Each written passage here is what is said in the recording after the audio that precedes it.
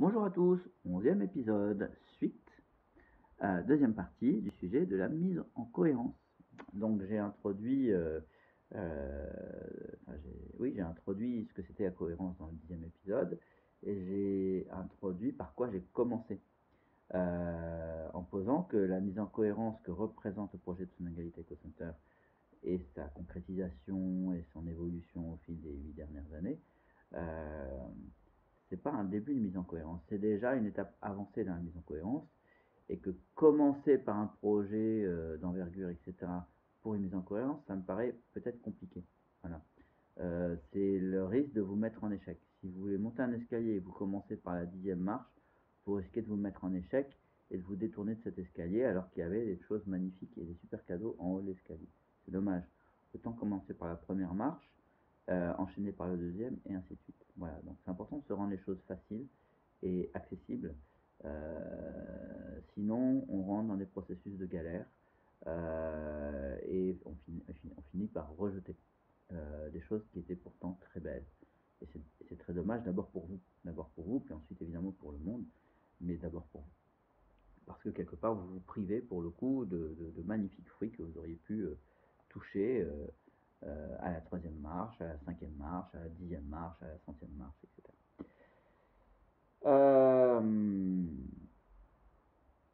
Donc, je disais, voilà, le Tsunagali Taiko Center, cette compagnie de tambour et de danse japonaise, cette école et ce groupe, et puis on fait aussi des événements, correspond à un pas de plus dans la mise en cohérence au niveau de ma vie. Donc dans ma vie, avant ça, j'ai changé de banque, j'ai changé de fournisseur d'électricité, j'ai mangé un peu plus bio. On a souscrit à une AMAP en 2010 avec une AMAP avec un maraîcher, donc nos chèques on les paye à ce maraîcher, c'est pas un collectif de maraîchers. Donc ça veut dire qu'on est soutien ce maraîcher. Il a une période de sécheresse et pendant 2 mois il a peanuts, et ben il a quand même échec et il est là et il n'y a pas des gens qui se détournent de lui. Et puis quand il y a des périodes fastes, et ben on en profite aussi. Voilà. C'est ça le principe de la map. C'est pas juste avoir des légumes de saison. Ça, vous pouvez les choisir au supermarché. Il suffit de savoir quels sont les légumes de saison. La map, le principe, c'est vraiment être en soutien avec un maraîcher, avec un producteur qui, pour le coup, lui, il sait que il a 6 mois ou un an qui sont assurés d'un point de vue financier. Et derrière, il a juste à satisfaire les gens qui ont payé, mais il n'a pas besoin de s'inquiéter pour des variabilités financières. Donc ça lui apporte une stabilité qui lui permet de produire plus sereinement, et donc quelque part en termes de qualité globale à dimension humaine, eh bien ça apporte une qualité psychologique humaine, d'accord, à ce maraîcher. Donc c'est un système global, la map. Voilà, je ne vais pas creuser le sujet. Mais en tout cas, voilà, un certain nombre de choses pour, qui allaient dans le sens de ce qu'on avait envie et ce avec quoi on avait envie de contribuer avec Ayuko, ma femme. Et Tsunagali Taiko, eh bien moi je pratiquais donc un taiko qui était très cadré, très sérieux, etc. Et en même temps je voyais beaucoup de mal-être auprès des élèves et tout, et je pensais que le taiko avait la possibilité de créer des choses meilleures que ça au niveau humain. Tsunagali, c'est donc la mise en cohérence de ça. Et comme je l'ai dit, il y a un point de départ, une direction, c'est pas un point d'arrivée, c'est une direction, une aspiration. Jouer un taiko de joie, jouer un taiko de pêche qui verticalise, qui donne envie d'avancer dans la vie.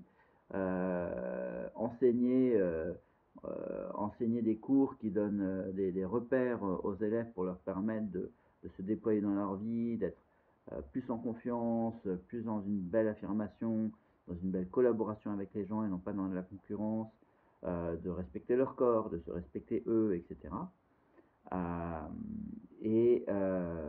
Donc ça, c'était les envies. Mais concrètement, quand j'ai commencé, le taiko que je jouais, il était très sérieux, il était très rigide, et voilà. J'avais des bases techniques très solides, j'ai appris quand même pendant 7 ans, j'ai fait 3 ans et demi de scène, voilà. Mais voilà, c'est tout. Et au niveau humain, lendemain, les concerts étaient plus une souffrance qu'une joie. Une souffrance parce qu'il fallait assurer la prestation, ne pas se tromper, grosso modo être un robot parfait pendant le temps de la presta, quoi. Et ça, c'est beaucoup de souffrance physique et psychologique quelque part, même si c'est pas très conscient à ce moment-là. Puisque par nature, on est d'abord des êtres créatifs, on est d'abord des êtres souriants, regardez les enfants. On n'est pas des êtres où on se dit, voilà, pendant les 10 prochaines minutes, je vais faire un truc à la perfection, sans un cheveu qui dépasse. Bonjour le stress et bonjour les tensions. Voilà, ça c'est pas la joie.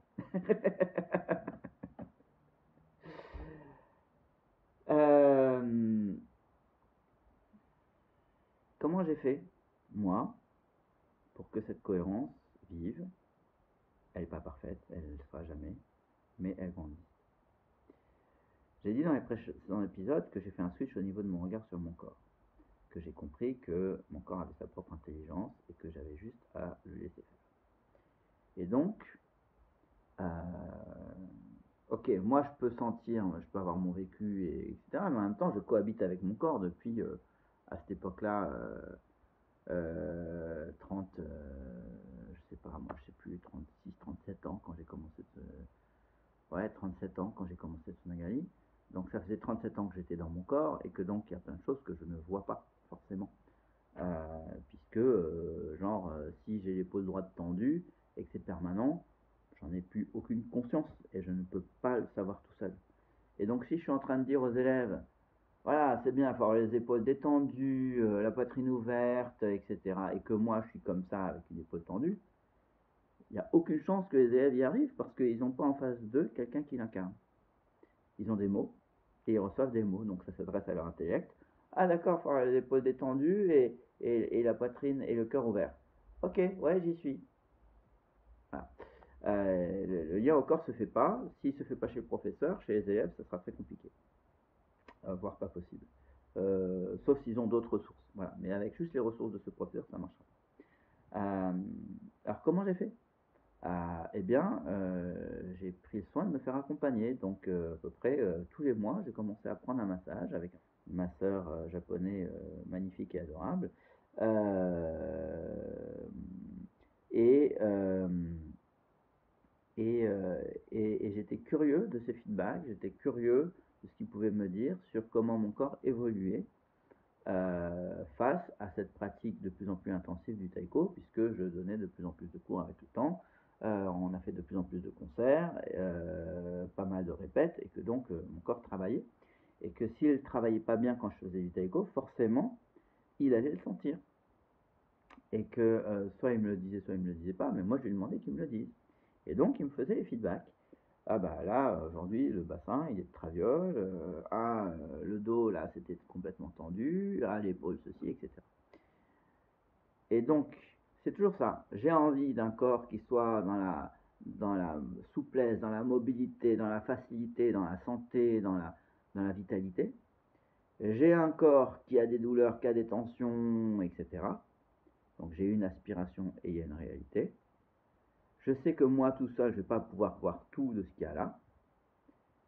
Et pour m'aider à aller par là, j'ai besoin donc de quelqu'un qui m'aide à faire le constat de où sont les choses à l'heure actuelle. Donc là, en l'occurrence, c'est ma sœur qui me dit, ok, là, tu as ton bassin qui est de traviole et ça fait 3 mois que le bassin est de traviole. Et donc moi, derrière, si je veux aller par là, donc un bassin équilibré, on va dire, qui me permet de ne pas avoir à terme des problèmes de dos ou autre, eh bien, derrière, j'agis sur ma façon de jouer le taiko, j'essaie de corriger les choses, et puis derrière, il y a le masseur qui dit, ah tiens, là, ça va mieux.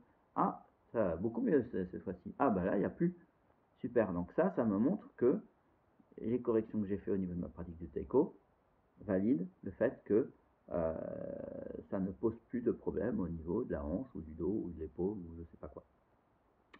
Donc voilà, par exemple, comment j'ai fait pour faire ce chemin de mise en cohérence au niveau de mon corps, entre mon envie, un corps plein de vitalité en pleine santé, la réalité, un corps raide, tendu, sans pathologie particulière, j'ai cette chance, mais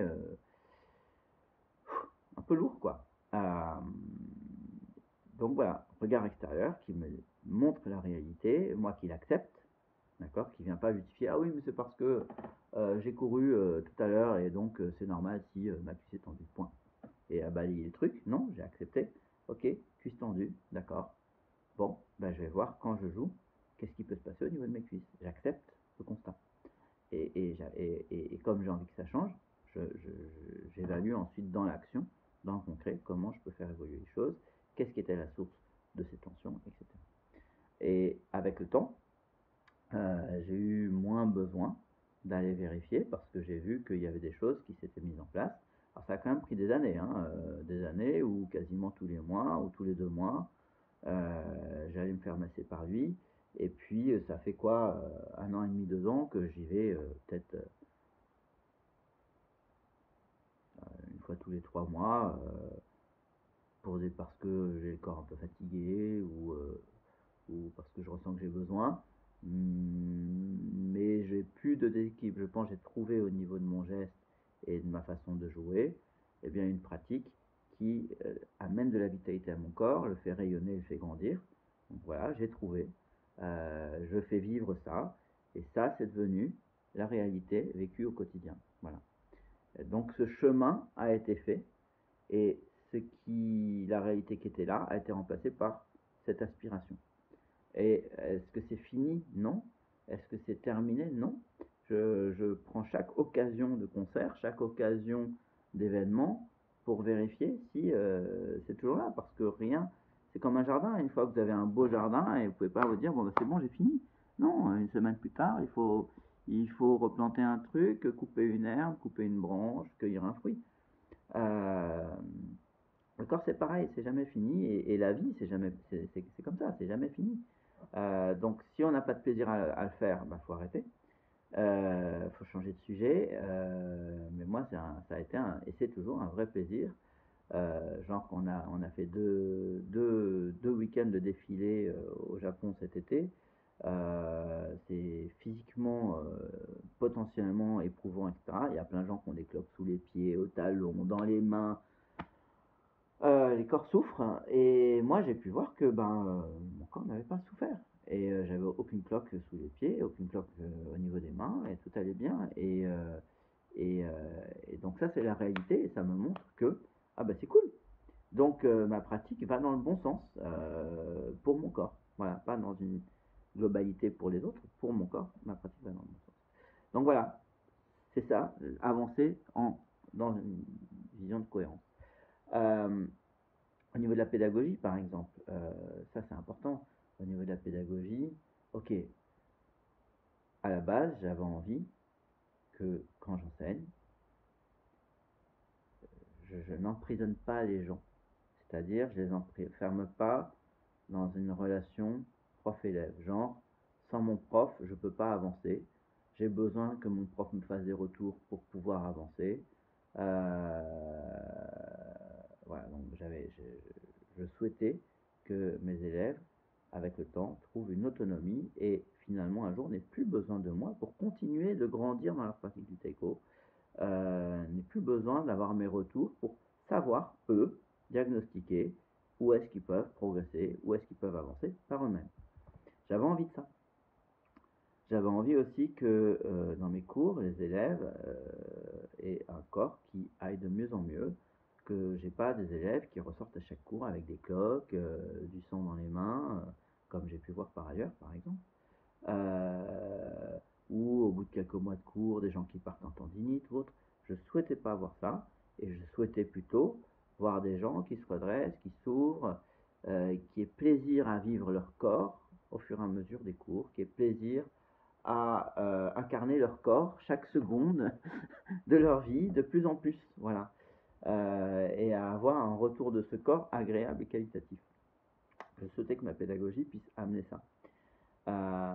Et je souhaitais que ma pédagogie puisse amener les gens aussi à développer un libre arbitre, développer une autonomie émotionnelle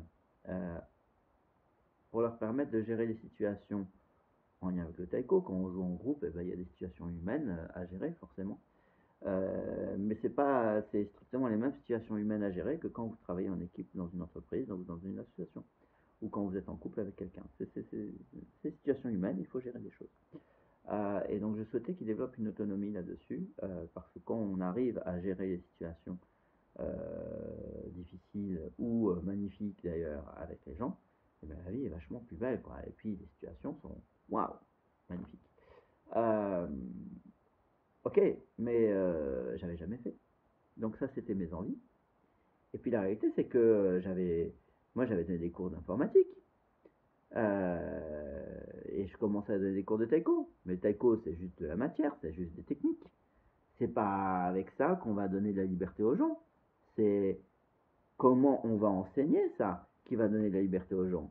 Et à la limite que j'enseigne la trompette, euh, la couture ou le taïko, peu importe. Comment je donne de la liberté aux gens, comment je leur donne de leur autonomie émotionnelle, comment je leur donne une capacité d'auto-apprentissage qui les libère de moi et de ne pas avoir des gens emprisonnés avec leurs profs ou avec des profs à vie. Quel que soit le sujet finalement. Alors, peut-être avec la couture, moi ça me parle moins. On peut peut-être y arriver, je sais pas. Je sais qu'avec le taïko, c'est une pratique qui fait bouger le corps. Donc déjà, on a plus de chance. La couture, si on est assis pour bien vivre son corps, c'est quand même, voilà, c'est pas impossible, hein, rien n'est impossible. Mais en tout cas, le taïko, le wadaiko, tel que je l'ai appris en termes de fondation et de base, peut permettre d'aller toucher des choses dans ces sens-là. Donc, il y avait mes envies, puis il y avait la réalité que bah, j'ai jamais enseigné et que j'ai jamais enseigné ça, donner de la liberté aux gens, etc.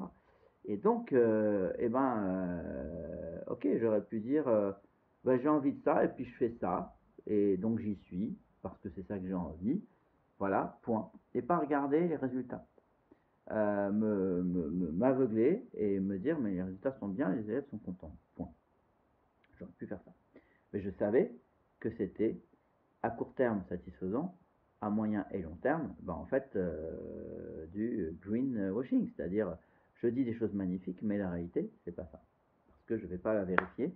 Et donc, comme je la vérifie pas, quand c'est pas le cas, je ne corrige rien.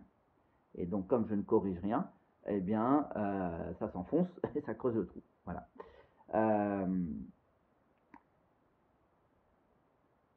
Et donc, on a pris soin avec Ayuko quand on a mis en place des rendez-vous individuels.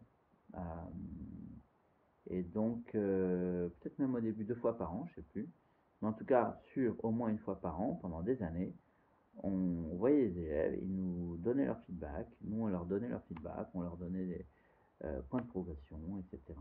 Là où ils ont super bien avancé. Pas que dans la technique, aussi sur le plan savoir-être. Voilà, le savoir-être, c'est moi avec les autres, comment je gère la situation, moi avec l'instrument, etc. C'est important. On fait les choses dans une collectivité, donc si on s'attache qu'à la technique de jeu, on évacue 95% des éléments qui influent. C'est comme si, pour reprendre mon exemple du poids de la vidéo d'avant où je disais un poids qui tombe, c'est cohérent parce qu'il y a la gravité terrestre. Si j'omets de dire qu'il y a une tornade qui peut faire que le poids s'envole et que je ne regarde pas cette tornade, et ben je vais avoir un problème parce que mon poids va toujours s'envoler, il va jamais tomber par terre. Donc soit je le constate et j'inclus la tornade dans l'équation, soit je me dis non mais le poids il est tombé par terre, je vais pas vérifier qu'il est tombé par terre. Mais pour le coup je corrige rien. Et je continue à creuser mon erreur. Donc au niveau de la pédagogie, ça a été un long chemin et ça continue d'évoluer. Mais juste, je pense qu'il y a vraiment des étapes qui ont été franchies et on ne reviendra pas en arrière là-dessus. Un chemin pour valider l'approche, valider le regard, valider l'interaction avec les élèves, trouver la justesse, faire des erreurs, recommencer autrement, faire des erreurs, réessayer encore une autre façon jusqu'à ce que, ah, ouais, ça y est, la personne elle arrive à voir toute seule c'est quoi son problème quand elle joue. Ok, yes, super, il y a un élève sur 10 qui arrive, donc ça veut dire que je suis en bonne voie. Bon, j'ai 5 élèves sur 10 qui arrivent à voir où est-ce que ça marche pas pour eux sans que moi j'ai besoin de leur dire. Yes. 9 élèves sur 10. Magnifique, super content. Voilà. C'est comme ça que ça marche. Et donc, dans les cours, il y a beaucoup d'interactions parce que je demande aux élèves, je leur fais travailler leur discernement, je leur fais travailler leur expression, je leur fais travailler de verbaliser les choses, de mettre des mots. Parce que quand on met des mots, alors on peut les avoir devant soi. La réalité, elle n'est pas, c'est pas une réalité massive comme ça, indiscernée. C'est dans la réalité, on peut dire, ah ben voilà, il y a tel ingrédient, il y a tel truc, il y a tel truc, et il y a tel truc. Et donc moi, c'est cet ingrédient que j'ai envie de favoriser. Et alors, eh ben, je vais faire ça pour le favoriser. Voilà.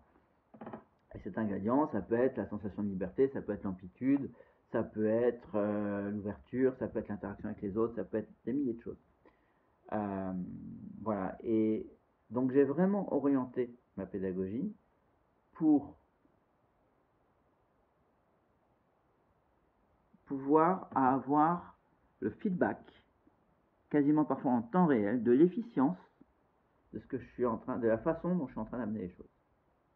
Par rapport à ces objectifs, qui est donner de la liberté, donner de l'autonomie émotionnelle, apporter du plaisir et de la joie, évidemment, et permettre au corps de grandir, au corps des élèves en face de moi, de grandir, de rayonner, d'être en vitalité. Ouais, quelque chose comme ça. Voilà. Et éventuellement, même que les élèves puissent ensuite se connecter à des projets, etc. Mais par envie et pas par obligation, soumission, prise de responsabilité, prise d'espace ou je sais pas quoi. C'était un long chemin. C'était un long chemin. Beaucoup de belles choses et parfois beaucoup de choses difficiles. Ou quand vous avez, une fois je me souviens, j'ai une élève qui est partie en claquant la porte d'un cours en me traitant, comment elle m'a traité? Je sais plus. L'exercice était le suivant. Je leur faisais faire une improvisation 100%. C'est-à-dire la personne est seule devant l'instrument et l'idée n'est pas qu'elle joue un rythme qu'elle a envie de jouer, quelque chose qui préexiste déjà, mais que c'est une improvisation pure. C'est qu'elle est devant l'instrument et elle fait les sons qui lui viennent. Et donc on lâche tous les jugements esthétiques, on lâche le soi parfait, on lâche l'exécution. S'il n'y a rien qui vient, il n'y a rien qui vient. On touche à l'autorisation d'exister. On touche à l'autorisation d'exister devant d'autres gens, parce que c'est les autres élèves qui sont assis et qui regardent. Dans le non-jugement, ils ne sont pas là pour critiquer, ils sont juste là pour prendre. Donc c'était un exercice qui était très puissant. Je le fais moins, parce que je me rends compte qu'il était très, très puissant. Et j'ai eu une élève qui a catégoriquement refusé de le faire, et qui est partie en claquant la porte, en me traitant de dictateur, ou je sais pas quoi. Donc voilà, je suis passé aussi par des phases pas simples à gérer, parce que eh ben, j'ai expérimenté, j'ai essayé tel exercice, et puis ensuite je l'ai fait un peu différemment pour qu'il y ait plus d'efficience au niveau du résultat, et puis ensuite encore différemment. Et par exemple aujourd'hui l'improvisation j'en fais toujours avec les élèves, mais différemment. Voilà, et puis cet exercice, je le garde en réserve pour le cas où, si j'ai des élèves que je sens bien, je ramène cet exercice qui est très fort, très puissant, hyper interpellant, avec des résultats parfois, mais alors juste à vous asseoir par terre tellement c'est magnifique. Mais voilà, les résultats sont à la hauteur de la puissance de l'exercice, et donc si quelqu'un n'est pas prêt pour cet exercice, ça peut être dur. Euh, voilà. Et donc, cette mise en cohérence, c'est quelque part une attitude de chercheur. Oui, on trouve des choses, mais elles sont jamais acquises, elles sont jamais définitives. Oui, d'accord, dans les mathématiques, l'addition, on la connaît, mais on n'est pas à l'abri que dans 2 ans ou dans une semaine, quelqu'un découvre que l'addition prend d'autres aspects et que, en fait, il faudrait l'enseigner autrement parce qu'on aurait d'autres résultats. J'en sais rien. Je ne sais pas ce que je ne sais pas. D'accord? Pour l'instant, l'addition, c'est 2 plus 2 égale 4. Point.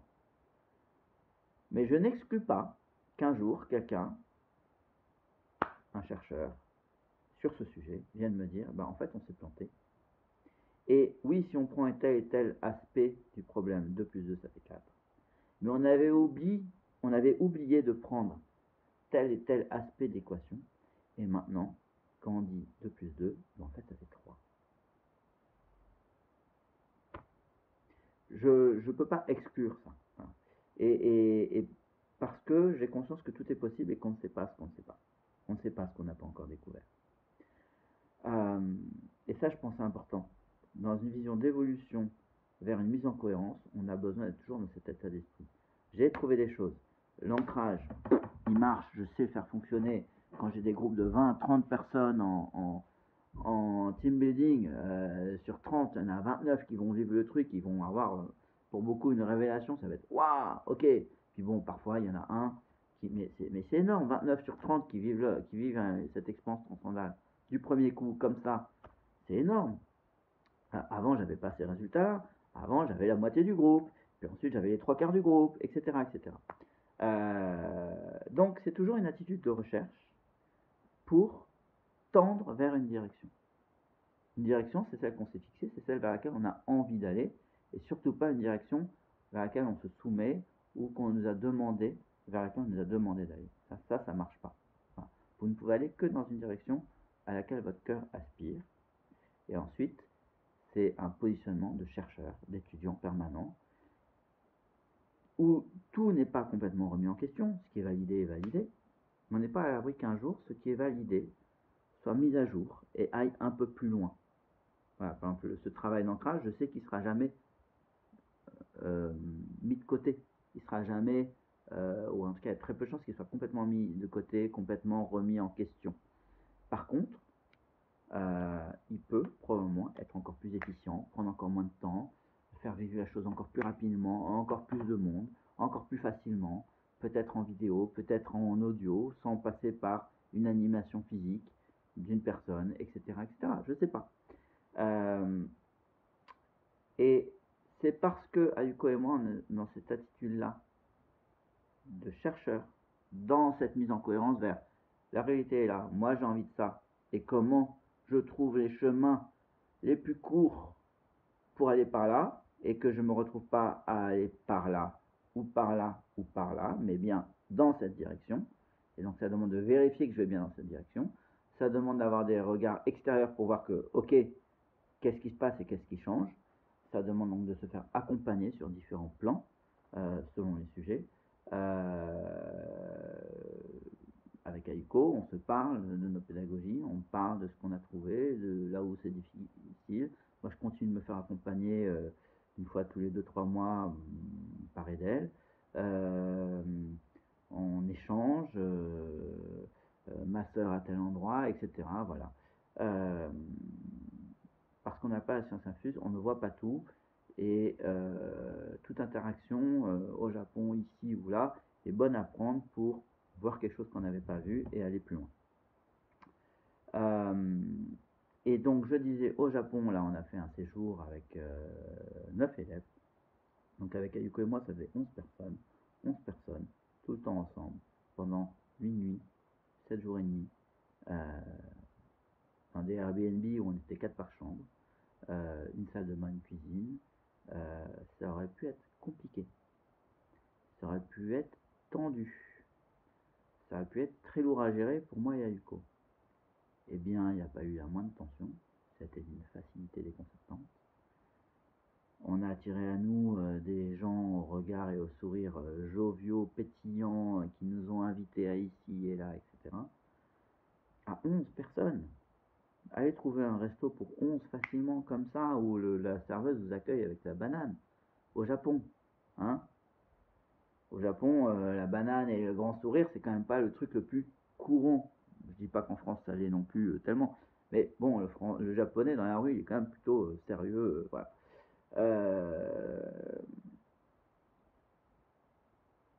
On a vécu ça. Et ça, je sais que c'est parce que ces 9 élèves qui sont des élèves des cours Il y en a une qui est élève depuis 2 ans, et puis il y en a un qui est élève depuis 5 ans, voilà, il y a toute une plage, ont intégré des éléments de la gestion émotionnelle, ont intégré un lien à leur corps dans la pratique, ont intégré une autonomie vis-à-vis de leur professeur, moi comme Nico, ont intégré un regard critique, ont développé la capacité de s'autocorriger et de voir ce qui se passe, ont intégré la capacité de se faire miroir entre élèves et de dire ah tiens là tu fais ça, peut-être tu pourrais faire différemment et sans que l'autre le prenne mal. Et c'est tout ça qui a permis à ce séjour de 8 nuits et 7 jours à 11 personnes, putain, de vivre un truc juste hallucinant et extraordinaire. Et ça, c'est ce que j'aurais pu souhaiter un jour. Sauf qu'aujourd'hui, c'est la réalité, ici, vécue. Et donc, alors après la question, bah, qu'est-ce que je souhaite de plus? Mais je souhaite que ça se vive pas que à 11, mais à l'échelle de la planète. Donc, moi, ma vision, c'est qu'il y ait 7 milliards d'êtres humains qui soient dans un banal sourire. Donc, cette vision-là, je la verrai jamais. D'accord? Je ne peux que cheminer vers et contribuer à. Et si par ces vidéos, je peux faire en sorte qu'il y ait 100 personnes qui se bougent dans leur vie et montent un projet pour contribuer aussi à ce que ces 7 milliards d'êtres humains ils rayonnent et ils aient la banane, ah bah c'est cool, venez les copains, parce qu'on ne sera jamais assez nombreux pour que ce monde il aille vers 7 milliards d'êtres humains qui rayonnent, quoi, qui sont dans la banane, qui sont pas dans la famille, qui sont pas dans le conflit, etc.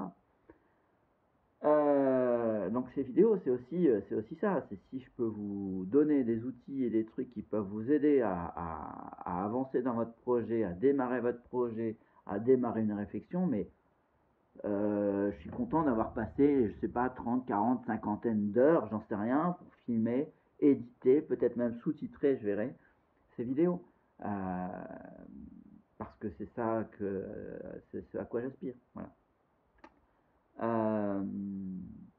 En tout cas, vérifier la cohérence entre vos aspirations et ce que vous faites. Je dirais que c'est un socle. Si vous ne le faites pas, vous savez par principe que vous n'irez pas là où vous voulez aller. Que la direction que vous allez prendre quand vous ferez des choix, etc., ne sera pas la direction qui peut vous amener là où vous souhaitez, in fine. Parce que vous ne vérifiez pas que le résultat est là. Si je dis 2 et 2 font...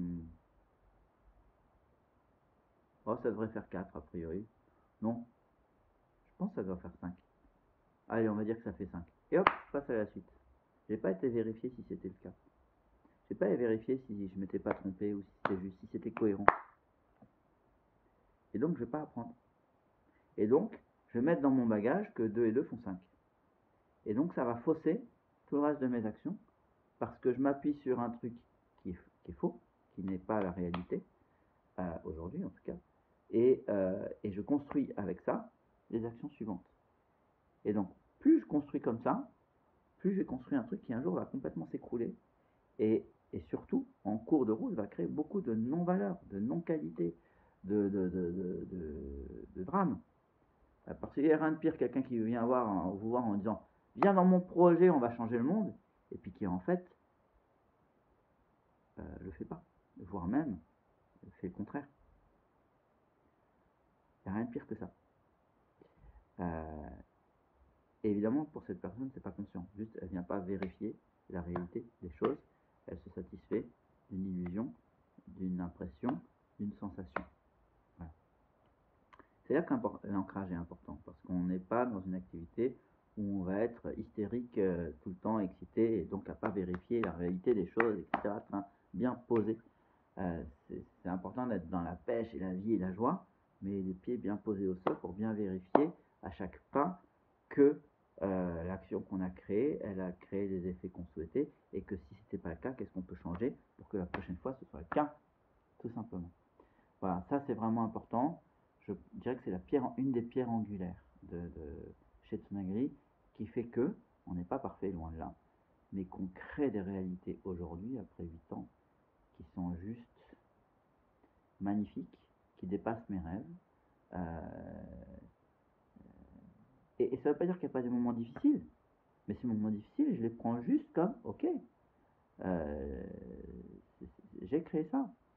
J'ai créé ce conflit avec telle personne et j'en suis responsable. Et comme j'assume ça et que c'est pas ça que j'ai envie de créer à terme, eh bien je change la recette. Et pour la fois suivante, j'essaye d'autres ingrédients. Et peut-être ce sera pire. Et dans ce cas, je vais changer encore. Et peut-être ce sera mieux. Ça va m'indiquer que je suis dans la bonne voie. Voilà. C'est pas la question du résultat qui est important. Le résultat, il est important pour valider un processus. D'accord? Ou invalider un processus, ou corriger un processus. C'est le processus qui est important. Et ensuite, on vérifie avec les faits et on voit si c'est cohérent avec l'envie de départ. Et on avance en ajoutant des choses, en changeant des choses, et on vérifie à nouveau, et ainsi de suite. Voilà, voilà. Écoutez, 35 minutes, 11e épisode, il est pas mal, et puis moi j'ai pas mal de compta à faire. Donc, prochain épisode pour la suite. Au revoir.